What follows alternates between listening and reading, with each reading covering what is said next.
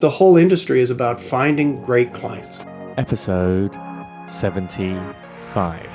Hello and welcome to the Business of Architecture UK. I'm your host, Ryan Willard, and this week, super excited to be having this conversation with none other than Tom Kundig, who is one of the owners and design principals of Olson Kundig, which is the architecture firm based in Seattle, Washington, on the northwestern part of the US.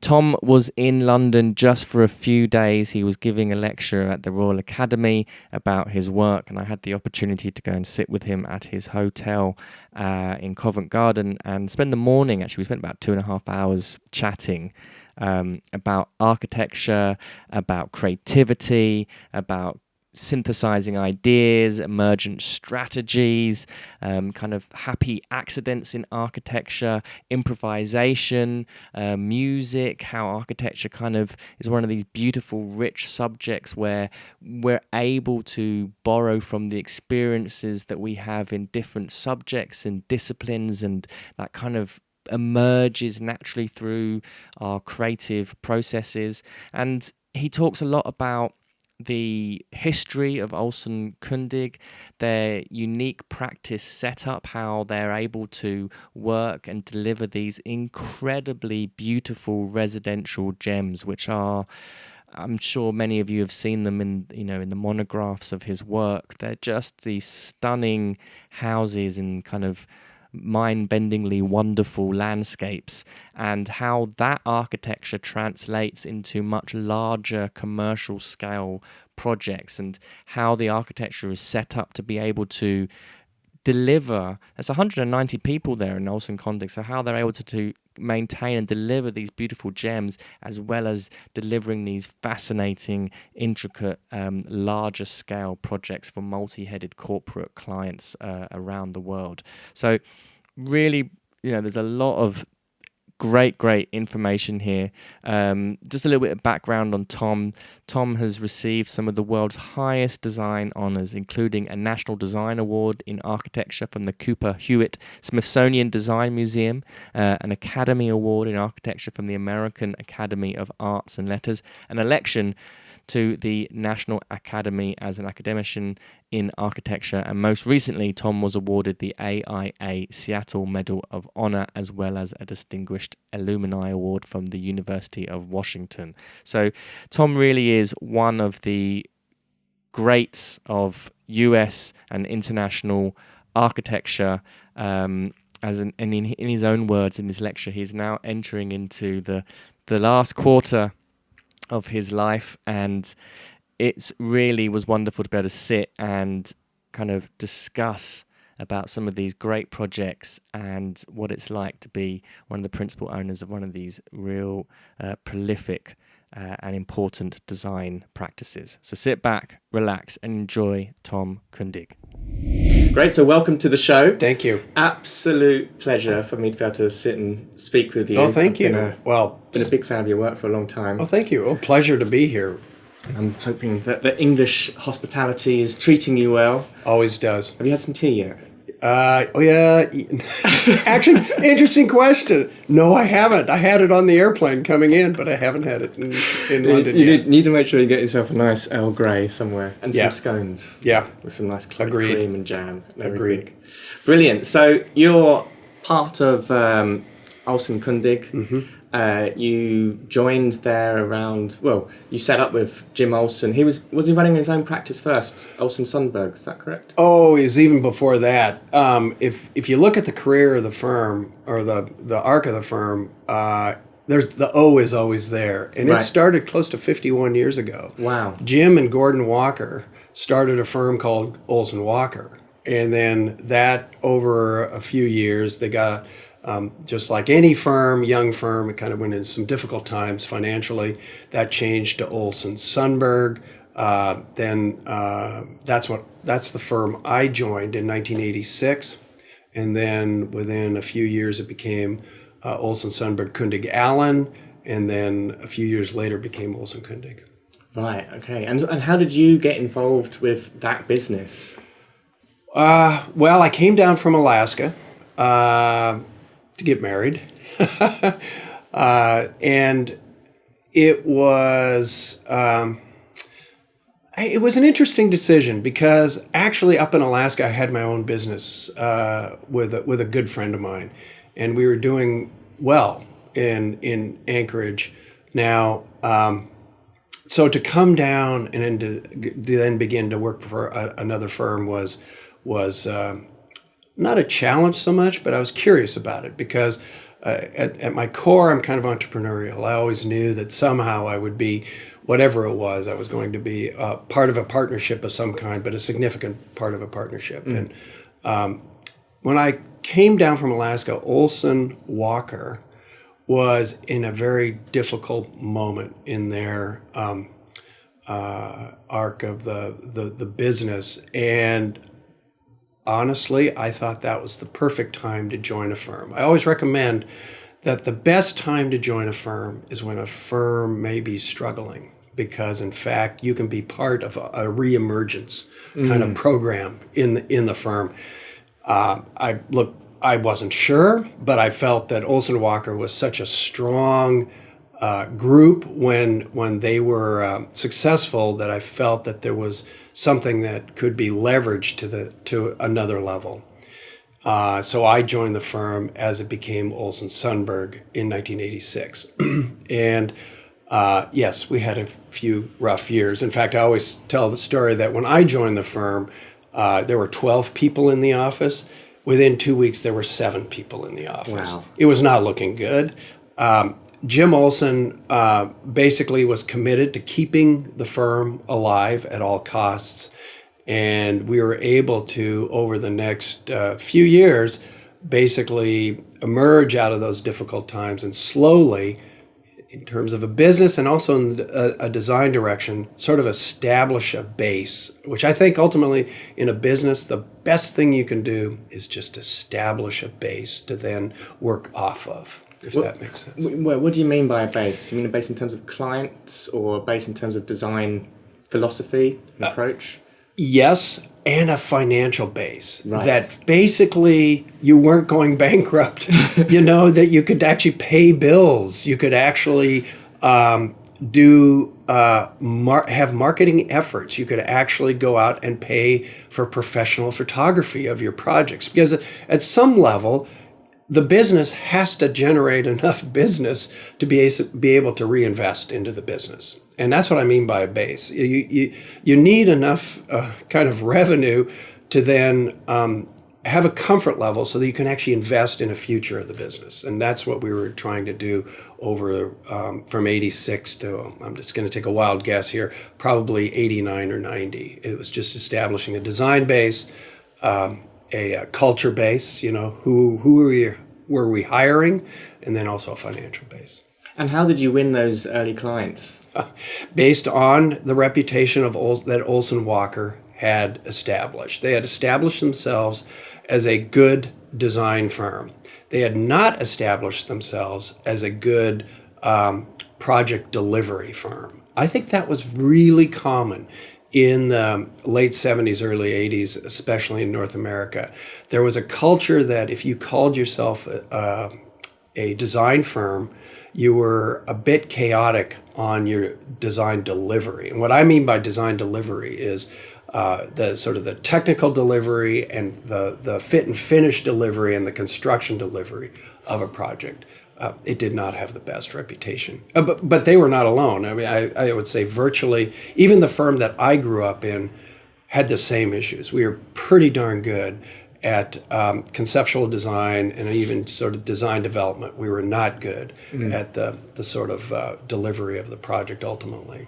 Now, we changed that with, as we emerged out of that difficulty, with both a strong design base and then also a strong delivery base. And so what was the sort of early projects that you were involved in?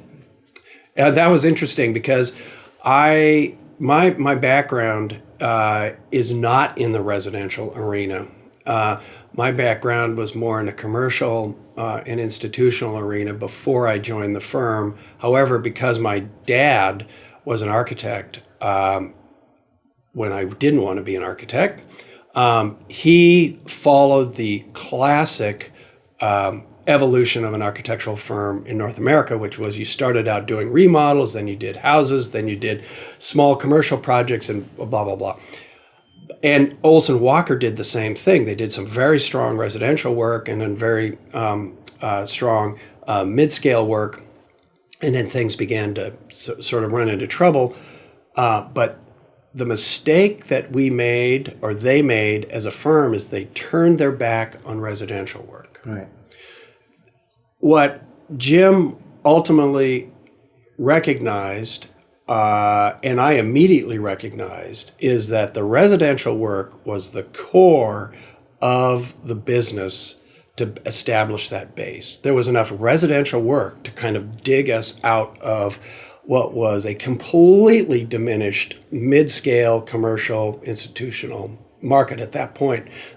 So the firm became known, when I joined the firm, to be now, again, a residential firm.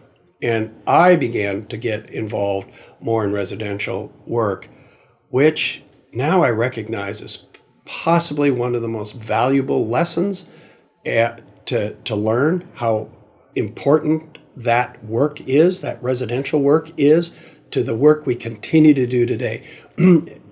Just to be really clear, and we'll talk about this tonight at the panel, is that we are 200 people in the firm, and we still do residential projects from 30 square meters to 1,000 square meters. So that is still very much part of our DNA. Yeah. And the reason is that we have recognized that the architecture profession may have turned their back on residential work as being not important. We have actually recognized how important the residential work is to our work, because it becomes a place for research and development. Mm-hmm. We can sort of quickly imagine and see ideas kind of develop, because residential work tends to be faster. That work then gets picked up by media sometimes, and it has a ripple effect into the institutional arena outside, because we've actually sort of done the R&D in a sense for the community, but also for ourselves. So we'll actually see that research and development kind of then begin to emerge into our commercial and our institutional work.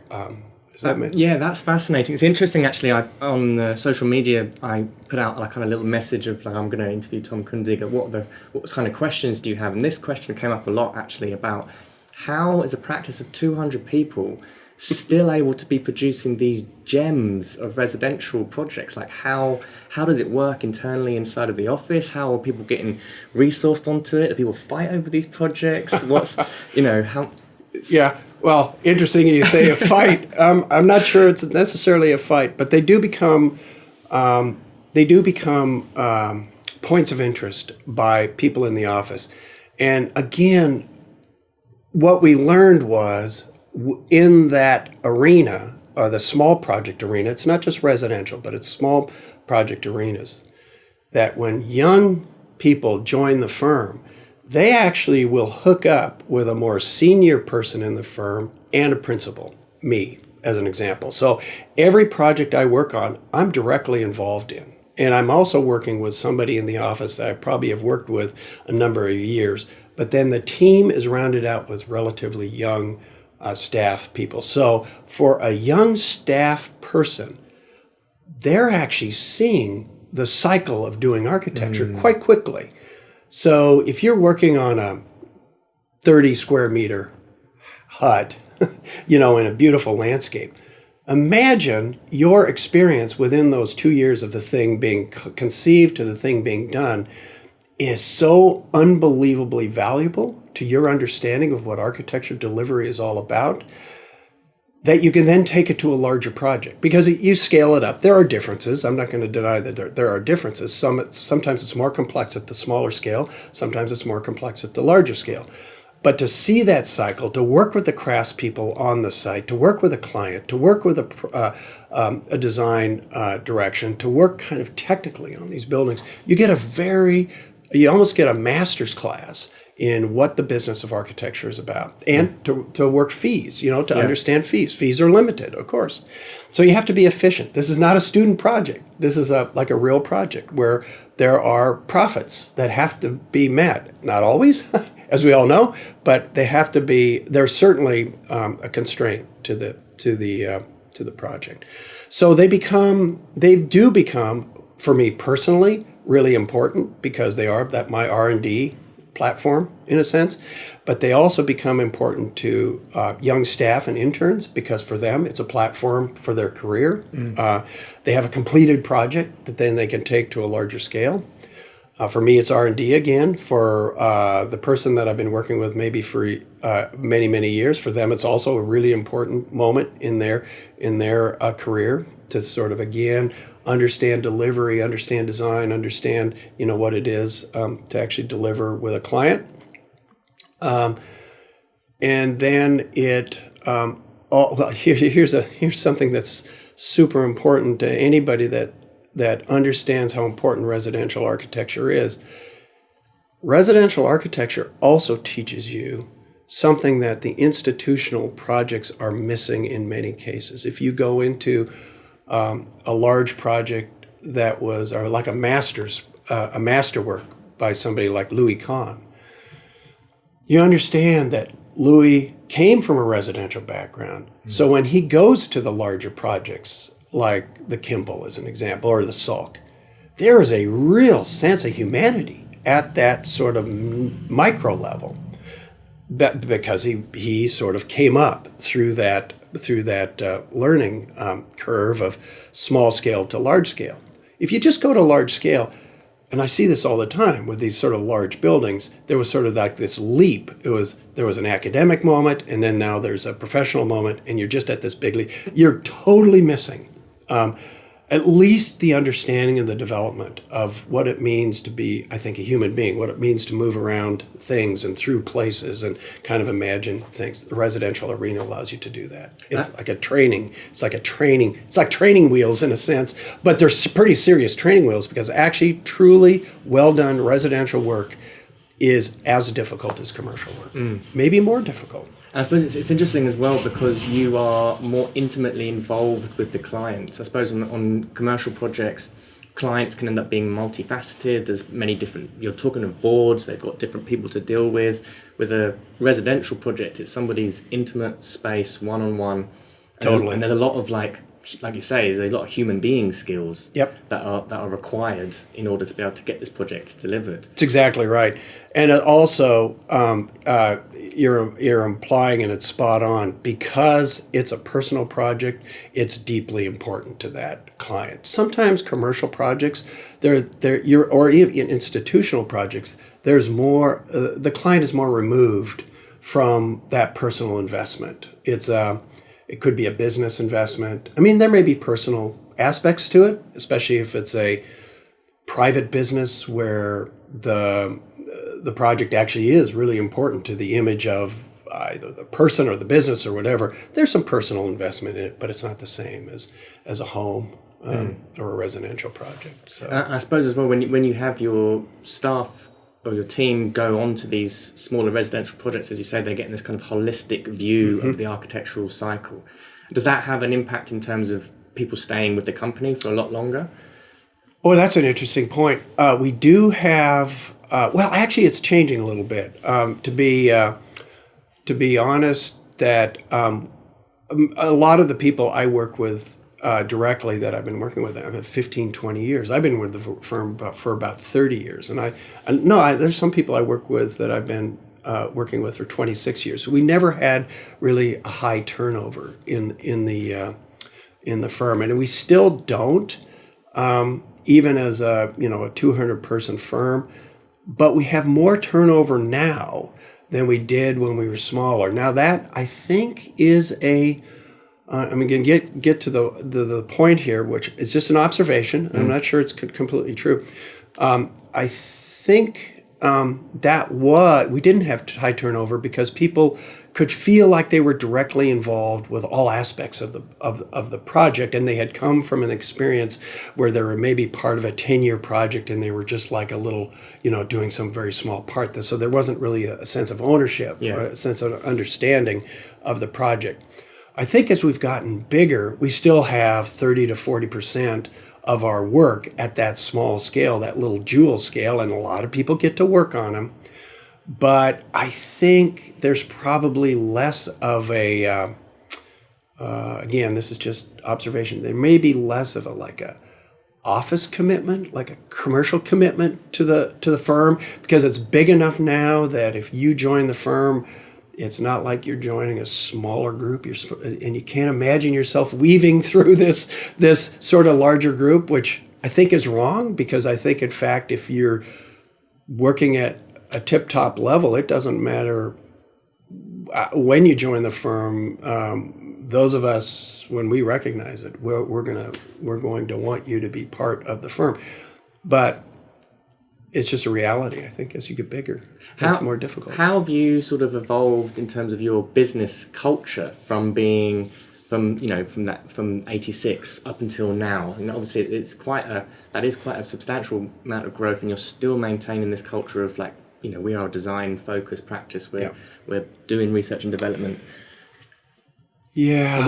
And what is business culture to you? Or what is the business of architecture? Well, that's is your business architecture, or is architecture your business? That's kind of a much different way of looking at our business. I think architecture, we're a architecture forward firm, obviously, and as we were talking earlier, we never ever assumed that this was a get rich quick scheme. This was all about, can we establish enough of a base so that we can actually perform at a level to really make architecture first in our lives, rather than trying to survive or take advantage of other people in some ways. Can we have a coherent sort of business plan and a delivery plan so we can free up time, basically, to do what we think is architecture, good architecture. So the difference, frankly, was to just recognize that really we had to have some sense of understanding of incoming and outgoing. It's so simple, conceptually. It gets complex, of course, in the details sometimes, but that was so different from my background in a previous office where there wasn't even an understanding, and it was actually at almost the distraction of the firm, and even in an odd way taking advantage of the client, that there wasn't more of a discipline about delivery. That the value of what we do ultimately is this thing that's finished, and that people enjoy it, and that people actually begin to recognize that architecture is better over time. Good architecture is better over time rather than fresh out of the box. Well, that takes a whole next level of commitment at the nuance level, the really micro level that sometimes is missed on some of these larger projects. Well, that means you need more time to look at that nuance, that micro level. And if you have the time, then you can generate, I think, architecture that's more meaningful over its lifetime. And how do you communicate that to clients? And so if you've got, and what's the difference between the residential client and then the commercial client in terms of what they expect, in terms of delivery, in terms of like you've got to be robust in your sort of business hygiene? Well, I wish I had a good answer to that one. We've been doing this for a long enough time. This may not be a completely just a completely fair comment, but we've done it for enough of a period of time, and we've got enough projects out there and reputation out there, and we know the cost of delivering those projects, both at a fee standpoint and a construction standpoint, we can say we are in this realm of, and we understand your project. In the residential side of the arena, in fact, at this point, we're pretty smart about how to solve problems. I always say, now I don't want a little bit of a sidebar. I always have an interesting discussion with a client where I'll say, look, my billing rate is X. I don't even know what that means because I don't make that billing rate. I can tell you that, but somehow somebody has put this market arbitrary number on what my hour is worth. At this point in my career, I can actually, because I just have enough experience, that I actually can be quite valuable in 15 minutes. Now is my time. In other words, if I make a change in a direction of a design at some point, and it's based on wisdom, it's based on whatever, and I change it from this direction, cardinal north, to 10 degrees off of cardinal north at the beginning of that change. Well, ultimately, when the project is done, the delta is much wider than when it started, when it was infinite, when I made. So what's the value of that decision, of that 15-minute decision? Is it that off in the distance? I think it probably should be. Yeah. Or is it at the beginning when you just bill for 15 minutes? What I try to articulate to a client is that a fee is kind of a bizarre way of evaluating financially how you're doing. It's kind of like gas in a gas tank.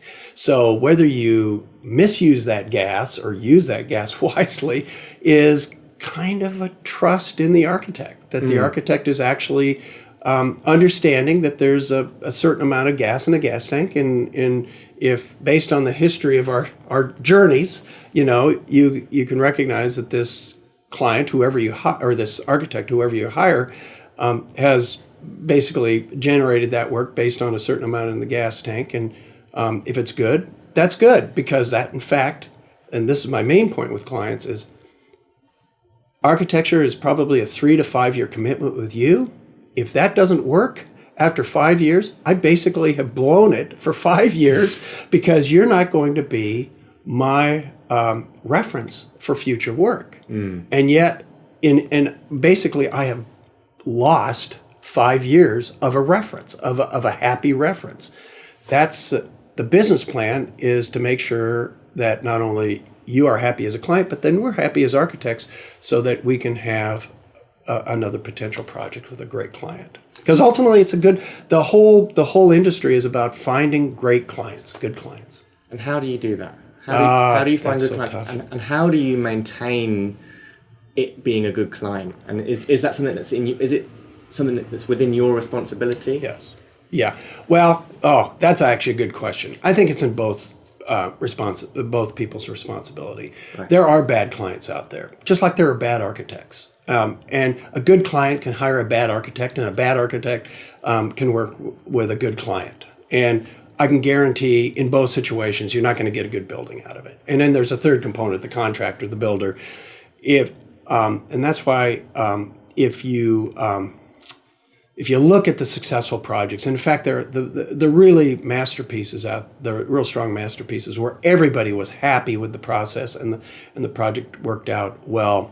Generally, your architect was a good architect, your client was a good client, your contractor was a good contractor, and in your bureaucracy, your planning and zoning and whatever, design review boards were all good. And then the project is good, everybody's happy, the client lives in or works in the building, and it becomes better over time. You get that phone call in 5 years, and they say, you were right. I didn't believe you when you said that this building was going to get better and better with time. Thought it was just a bunch of BS. No, you're absolutely right. And thank you for working with us. And I try to say at that point, well, okay, that's nice. The pat on the head is nice, but it also means that you are a good client. You trusted us, and we committed to it, and the contractor did also. It's a team effort. So that's basically my answer, I think, is that yes, it's in the architect's responsibility to maintain good relationships, but it's also in the client's responsibility to understand that at the end of the day, you've hired a professional based on a past career, and you've made that decision. And it's not like, Frank Gehry said this once. He goes, the interesting thing about even somebody at my sort of level, I'll get hired by a client based on all these successes. And then once I'm working with a client, even Frank Gehry says, once I'm working with a client, they're second guessing my every move as if I don't know what I'm doing. What a bizarre, situation. That's not a good client. A good client is somebody that engages you directly and wants to know and wants an explanation and wants you to truly listen, not just half listen and then go off and do your own thing, but really listen and understand the DNA of the client is involved in the project. Your DNA as an architect is involved in the project. And then you're making decisions that sort of combine those two and get on to the next level of successful architecture. That's the kind of magic that I think can happen when there's that kind of conversation that happens between all four components. And what are the kind of skills that the architects need to have in order to facilitate that kind of relationship that perhaps we wouldn't normally put in the remit of the skills of the architect? Well, yeah, it's I really sort of dislike the sort of jargon terms like active listening or communicating, what's the other one? It just drives. Or there's a bunch, but they all generally are circling around the same issue, which is just simply understanding what the client is saying, but not just understanding it as words, but really feeling what the client is saying. And what they're saying may in fact, and probably is, maybe sort of not naively based, but kind of, they don't know how to articulate it. And in fact, you may, as an architect, not totally understand just at your soul level what the client is saying, but you really should be trying to figure out what is this client saying and how do they want to feel when they're in this place. And then you make music out of it. Then, please, client, trust me that I heard you, and now trust me as an architect to come back with a project that actually uses your input, our conversation, to make this a place special for you and your company, your group, your community, whatever. How do you know when you've got a good client? I mean, at the outset, do you have a qualifying process where you're like, actually, no, this relationship's not going to work? And I remember also, I was listening to a talk of yours, and you were talking about how you hadn't really hit your stride as an architect till you were sort of late 30s, early 40s, and it was you were just grateful that you were ready when you actually found the right client. Hit a long ball. Yeah. And that's interesting. I think what we were talking about a little bit earlier, I think an architect needs a skill that is not always fully appreciated, and that skill is just being a voyeur and understanding what's happening around you. And part of that is understanding when you really are looking at a client in the eyes, or you're looking at a contractor in the eyes, and you are hypersensitive to what might be going on. It's just like business, business, you just know when somebody is not really straight, you can just feel it. So when you're interviewing with a client, in fact, I say this to clients sometimes, and they'll say, we'd like to interview you. And I say, well, actually, I'm interviewing you also. And sometimes they'll actually be offended by that response. And then that's like a heads up. Well, you don't understand, that this is not, I'm interviewing you because I just want to know if it's going to be a good relationship, because I'm going to be working with you for 3 to 5 years. I want to know that our situation together is going to be productive for you and for me. So that's the way, and I don't always hit it right. Sometimes I've been skeptical of maybe a client in that first meeting, and it turned out to be kind of a wonderful client. And other times, the reverse is true. But for the most part, I think you get a pretty good idea out of the chutes. And then when you don't feel comfortable, you basically say, I'm not sure I'm the right architect for you, because in fact you wouldn't be if there isn't a trust between two people. You're not going to be the right architect, and they're probably not going to be the right client. That's a guess. But I will say I'll help you find the right architect, because I know my industry probably as well as anybody, certainly on the west coast of North America, Canada down through Mexico, in a little bit into Central. So I know that community really well, and I'll help a client maybe identify some other architects that might be more suited for them. Yeah, and so the other point of that as well about you're maturing as an architect, being ready, because this is something really interesting as well, that we forget how long it takes to become an architect. And I've done this before. I've been in a rush to change the world and have the great projects, and actually I don't know anything yet.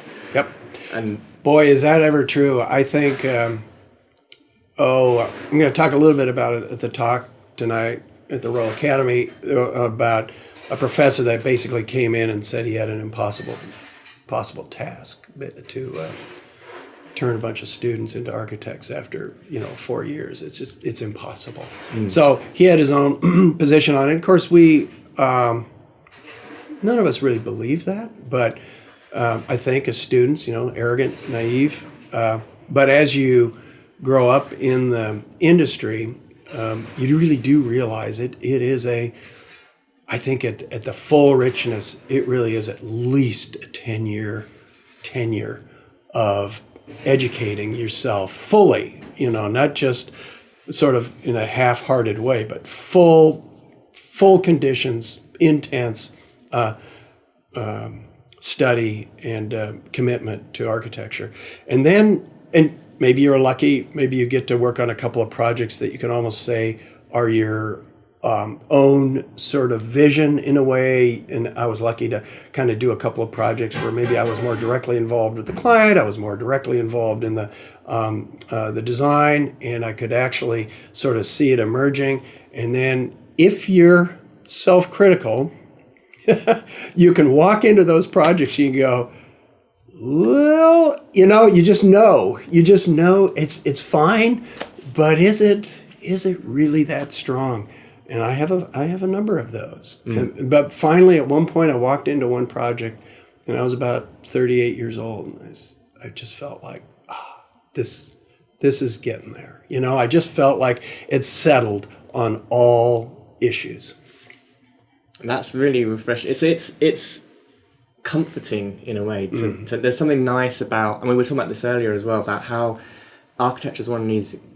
The richness and the beauty of being an architect is that we get to draw upon all these different facets of life.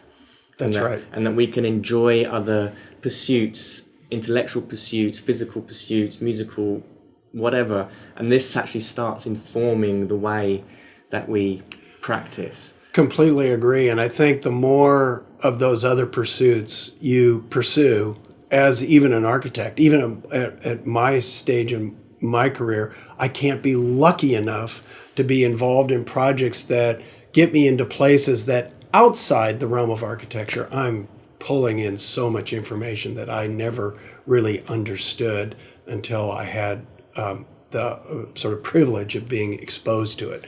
Whether it's it's a business type, whether it's some cultural situations, whether it's academic, it's just, and it really is, you've heard this a number of times, that architecture, if you're serious about it and deeply committed to it, it really is a profession of an older profession, that if you are active my guess is your architecture will actually get better, more rich, not necessarily more hip, stylistically hip, or Instagram hip, or Pinterest hip. Maybe, but as a delivered project that is just deeply meaningful, I think it gets better with time.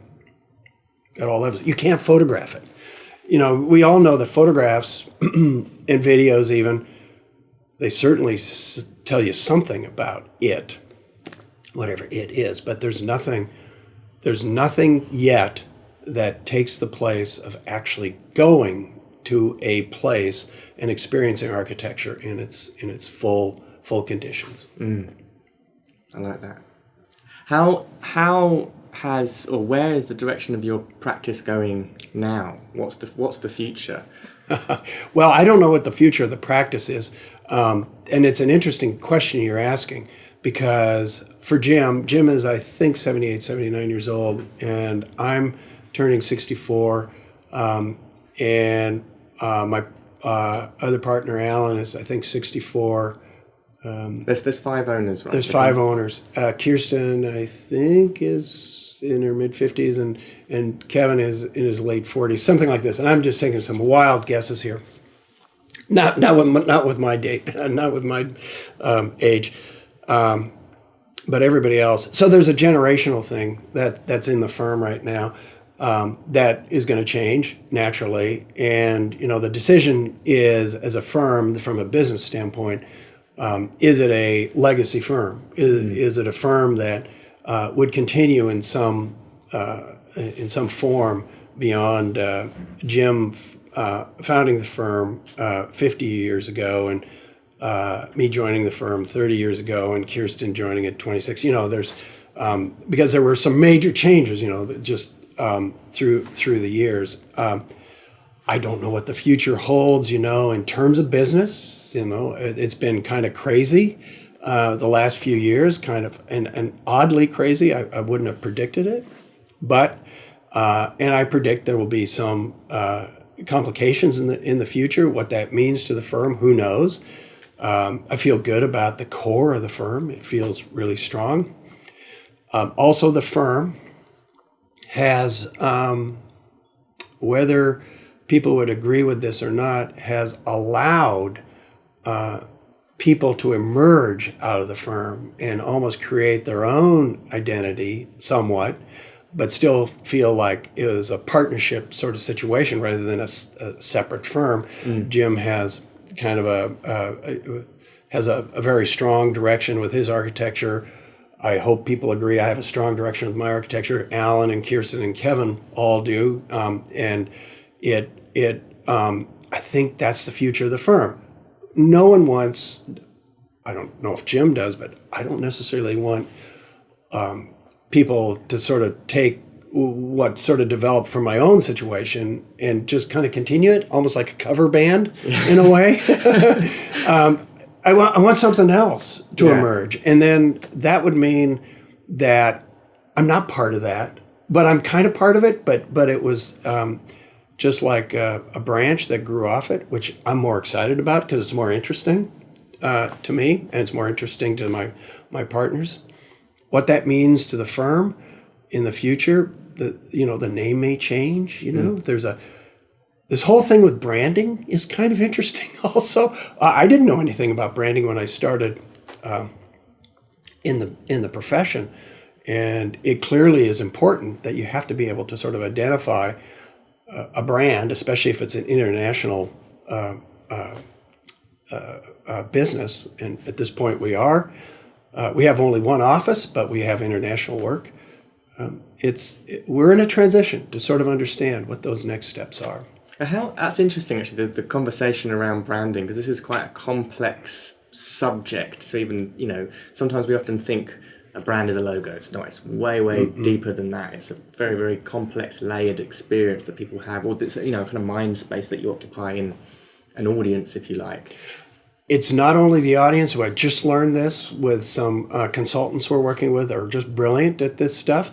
So it's not just the audience out there. It's also the culture of the firm. Yeah. So what you're part of. Yeah. And we have the most difficult time. We just know that it just sort of happened, but it definitely has a culture. It definitely has a sort of a spirit.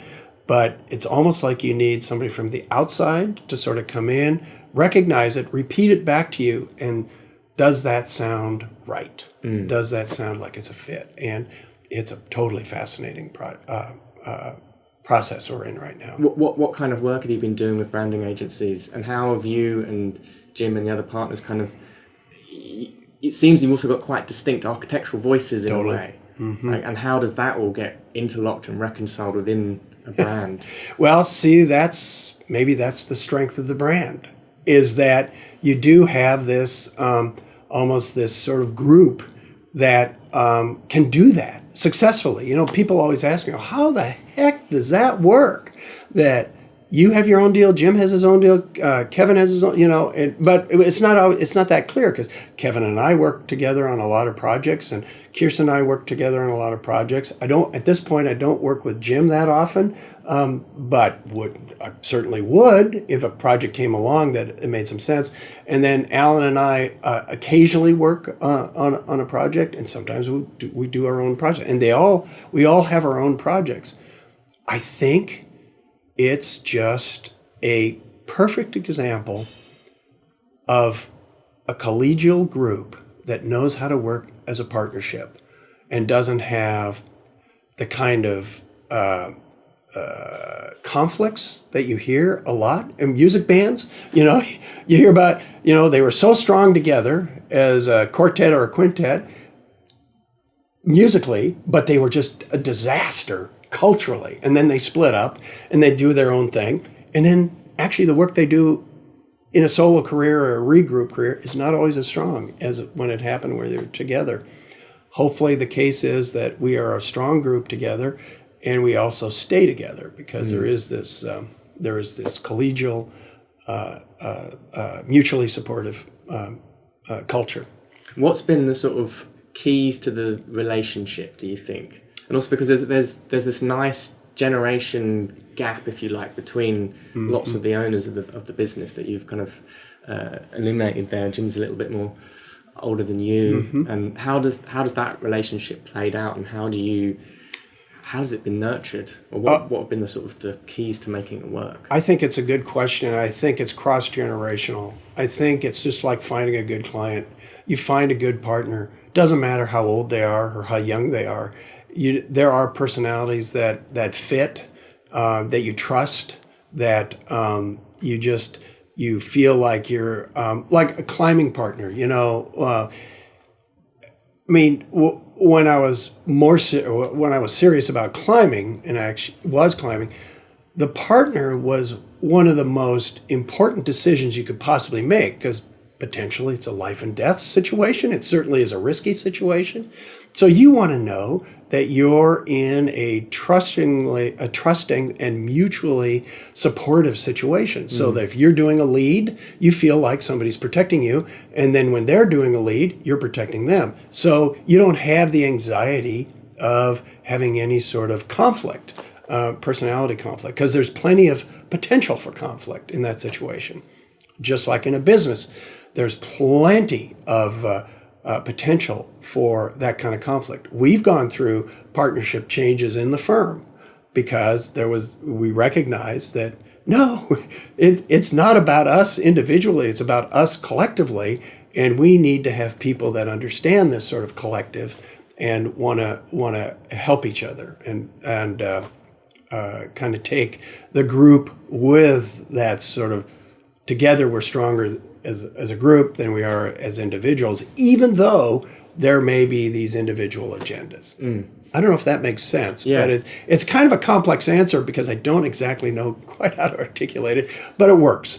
And you just stand back and look at it and go, well, thank goodness I have this group of partners to work with. What do you think are the difficulties in reconciling the kind of business aspects of architecture with this kind of complex creative relationships that, we were talking earlier about the kind of emergent strategies, or you had this beautiful analogy of like, rather than skiing down the kind of vast open hills, being able to respond and how have you kind of gone about reconciling this kind of programmatic function of business with this kind of spontaneous creativity? Well, it's another good question because, at the end of the day, my best answer is it's about generosity and fairness between each other, because all of us have successes on projects, and we've had some pretty serious failures on projects that we've led, and you never felt like you were